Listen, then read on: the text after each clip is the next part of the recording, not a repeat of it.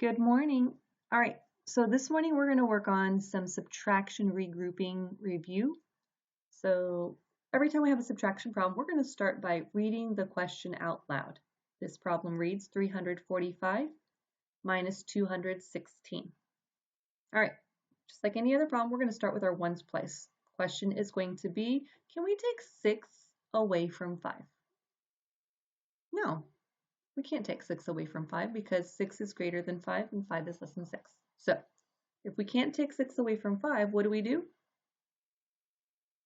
Go next door and borrow some more. So this 4, we're only taking one group of 10. So this 4 is going to become a 3.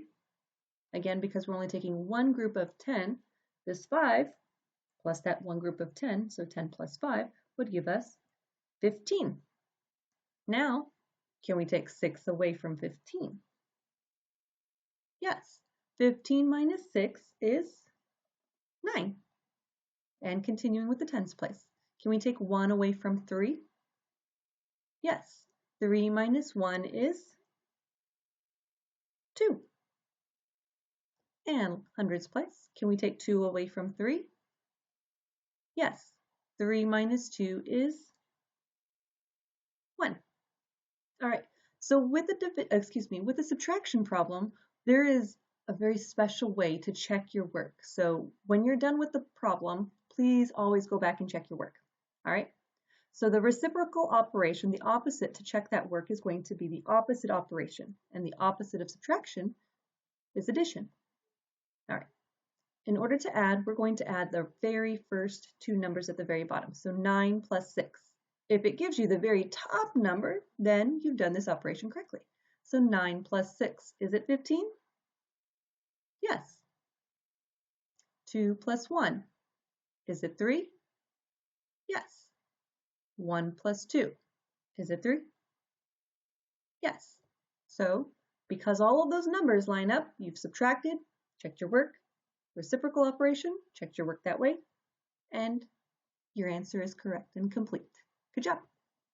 All right, we're going to go and erase this and work on a more challenging question.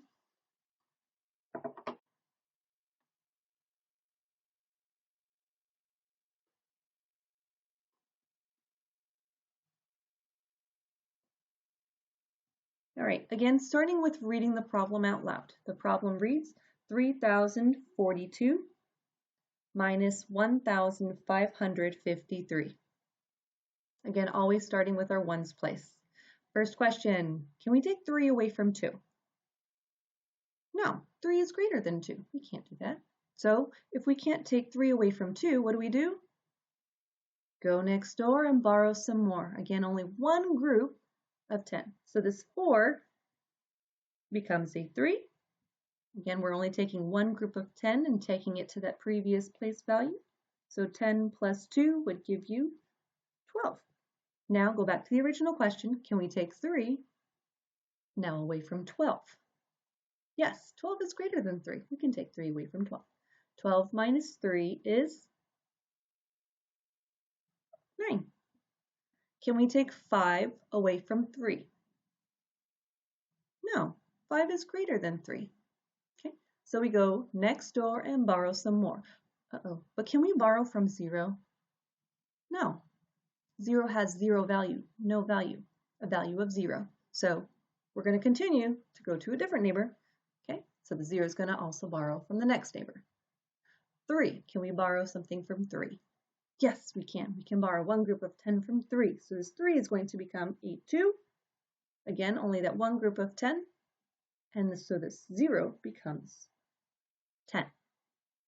Okay, we still have to put something in our tens place, so we need to go back to the original question. We can't take 5 away from 3, so still going to that neighbor.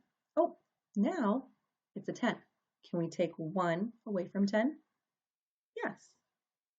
1 away from 10 is 9. We're taking that one group of 10 from the 10. So 10 plus 3 would give us 13. Now, can we take 5 away from 13?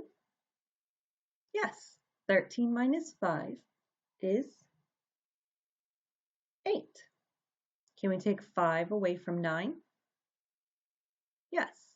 9 minus 5 is 4. Can we take 1 away from 2? Yes. 2 minus 1 is 1. Am I finished? Oh my. I know everybody just screamed, no, we're not done yet. You forgot something. What did we forget?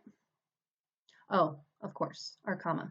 We know that every 3 place values, we have to put a comma in there. So starting with our ones place. 1, 2, 3. Okay.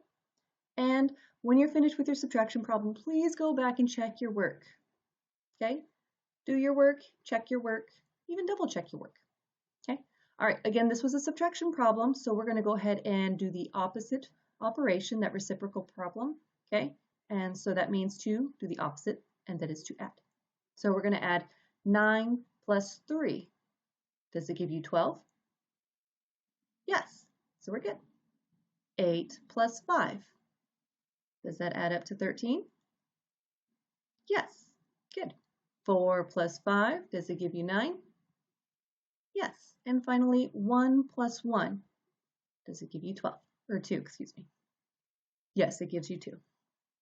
Okay. And because all of those numbers do add up to the very top number, that lets you know that the subtraction pieces were done correctly with those numbers. Okay. So again, make sure when you're working on your subtraction problem using regrouping, check your work, double check your work, and please make sure that comma is inserted correctly. Okay. So my challenge for you is to work on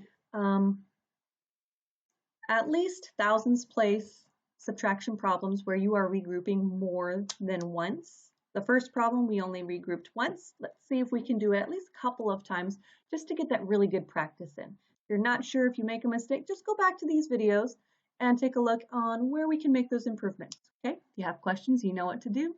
Good luck and happy subtracting. Thumbs up.